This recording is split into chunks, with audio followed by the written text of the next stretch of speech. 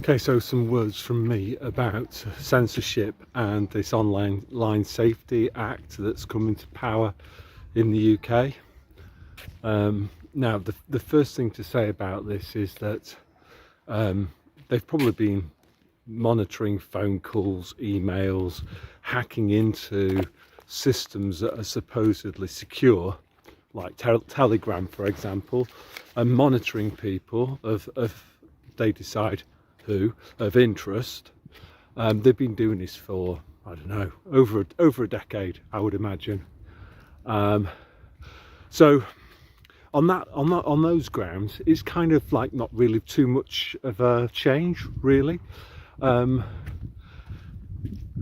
Certain internet sites in England now, you have to provide facial recognition and stuff.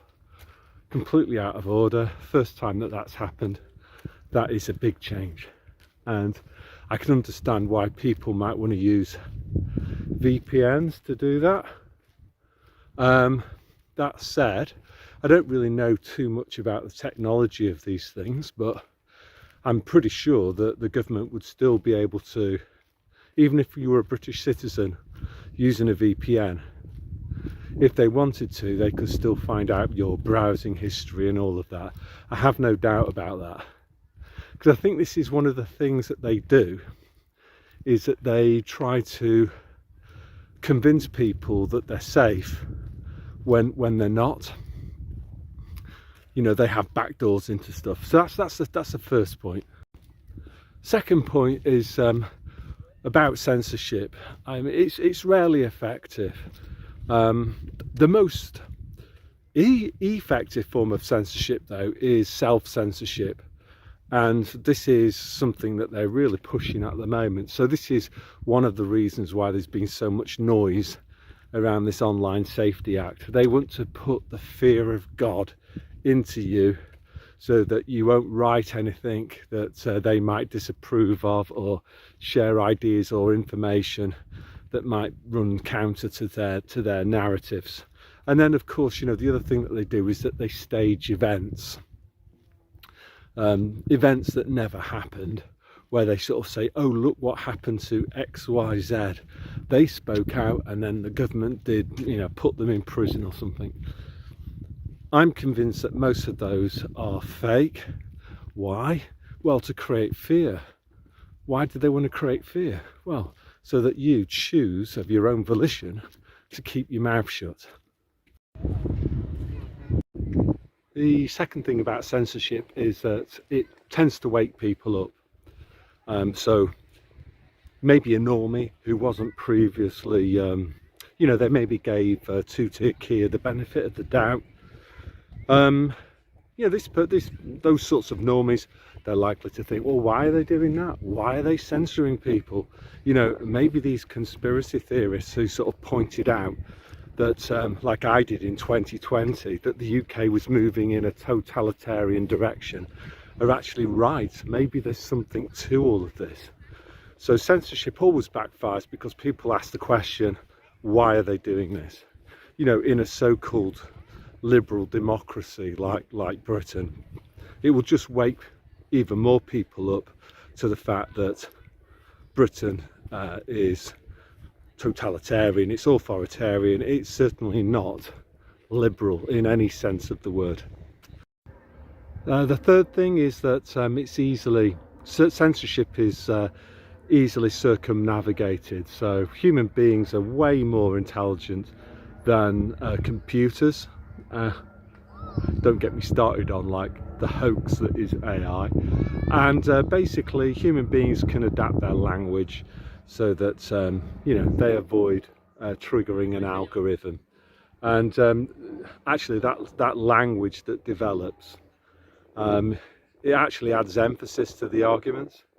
And then again, people start wondering, well, why is this necessary for people to talk in code? So again, it just wakes people up, or it makes people who are already partially awake even more so. Fourth, fifth thing, whatever we're up to now about censorship, is that it requires human beings to do some of the implementation. So like police, for example, if you really wanted to apply it, you'd need to find police officers who would arrest people for writing hurty words online. Now, don't get me wrong, there are many police officers who will do that because that's the type of person that they've recruited. But I think there are many, or maybe a proportion of them, who are maybe less willing to do that. Certainly when I next go to the UK, I plan to try to talk to as many police officers as I can. Obviously doing it in a very, very polite manner and asking them questions about the direction in which the country is going. And then another big question I'll ask them is, do they have kids or grandkids? And what type of future is their compliance helping to create? So I just want to like prick their conscience a little bit. Lee from the Veritas Vincent channel, he did a very good post about this, about how can the police sleep at night, and yeah, he's got a very good point. But I think what we need to do is to tell this to their faces, but obviously to do so in a very polite and courteous manner by just pointing out a few facts to them about what they've done. The other thing as well that I would say, to their faces, I guess, but also to any police officers who might be watching this video, or maybe people that are watching this video from the 77th Brigade or British Secret Services or whatever, is sorry guys, you're chaff. You're just useful idiots, and basically history shows that when they're finished with you, you will be disposed of. They will be absolutely ruthless with you in terms of getting rid of you and your families, because you know too much, you see. So you have to be taken out of, you will be taken out of circulation. Just look at what happened in National Socialist Germany, you know, the night of the long knives. Just Google it if you don't know. Same thing will happen to you. Also look at what Stalin did after the revolution. Look at what he did. Same's going to happen to you. So the other thing that I would say to police officers, and yeah, particularly police officers, is don't expect any help or sympathy from us. You've kind of sold society down the river. So, and also you've proven to be untrustworthy. Your actions have demonstrated to us that you're untrustworthy. So the chances of any of us coming to your rescue are, well, zero, non-existent. You're on your own basically. You've made your bed and you're going to lie on it. I think the final thing that we can do is just have a few chats with normies.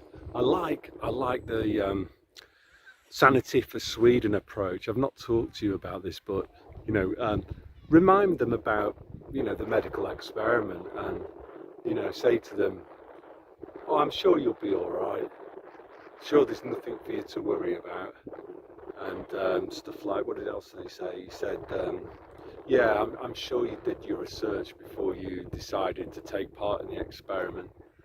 You know, the same sort of tactics of irony could also be used in this situation. So, you know, for kind of normies that I work with, you know, I told them that the UK was going in a totalitarian direction, and they kind of scoffed at me. So what I would say to them is the same thing.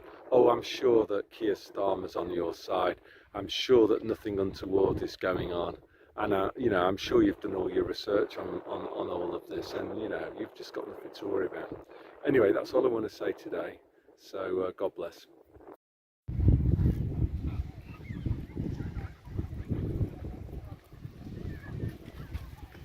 Meillä on kun niissä, että me